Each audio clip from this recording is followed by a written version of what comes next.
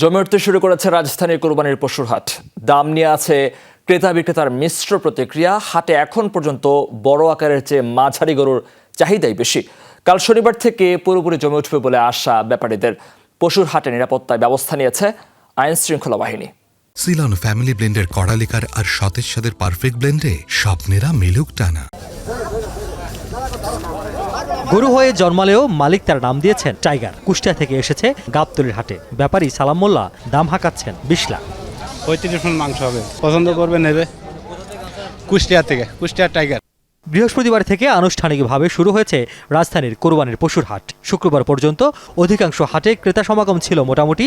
যারা এসেছেন তাদের বেশিরভাগই দরদাম যাচাই করে আবার ফিরে গেছেন। ব্যাটে-বলে মেলায় অনেকে 3 দিন আগেই কিনেছেন পছন্দের পশু। বাজার মোটামুটি আমি আর সেটা দেখলাম ভালোই। গেছে বছর এই গরুর দাম আরো কম ছিল। কিছু কিছু ব্যাপারই আছে যারা মনে করতেছে যে না বসে থেকে লাভ নাই, খিচুড়ি খেলে লস হবে, হ্যাঁ, তো তারাও মোটামুটি ভাবে ছেড়ে দিচ্ছে 2-1 জন। আর ম্যাক্সিমাম লোকই ওরা বাজার যাচাই করতেছে। হাটগুলোতে পশুর সরবরাহ আছে পর্যাপ্ত, তবে চাহিদা মতো দাম না মেলায় খুব একটা খুশি নন বিক্রেতারা। আশা সামনের 2 দিনে বেচা বিক্রি বাড়বে পুরো দমে। 2-1 জনের দাম জিজ্ঞাসা করতেছে, কিন্তু দাম বলার কোনো প্রবণতা আমি দেখতেছি না। বাজার খুব একটা ভালো তাও নয়, বাজার একটু খারাপ। প্রচুর পরিমাণে মাল আছে কিন্তু ক্রেতা কম।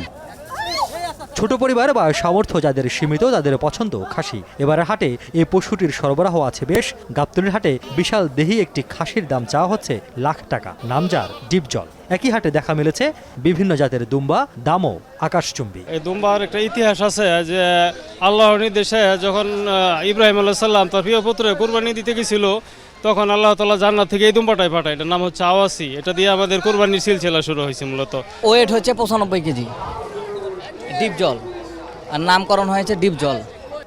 এবারের পশুর হাটের নিরাপত্তায় বেশ কদিন আগে থেকেই ভালোই ঢাকঢোল পেটাচ্ছে আইনশৃঙ্খলা বাহিনী। হাটের নিরাপত্তায় পর্যাপ্ত ব্যবস্থা নেওয়া হয়েছে বলে দাবি কর্মকর্তাদের। চামড়া ব্যবসায় নিয়ে কোনো সিন্ডিকেটকে আমরা বরদাস্ত করব না, এবং এই চামড়ার ব্যবসা নিয়ে যাতে এলাকার মধ্যে কোনো গোলমাল, কোনো হানাহানির ঘটনা না ঘটে সে ব্যাপারে আমরা কার্যক্রম চলবে এবং আমরা সতর্ক আছি এবং আমরা কিন্তু কঠোর অবস্থানে যাব।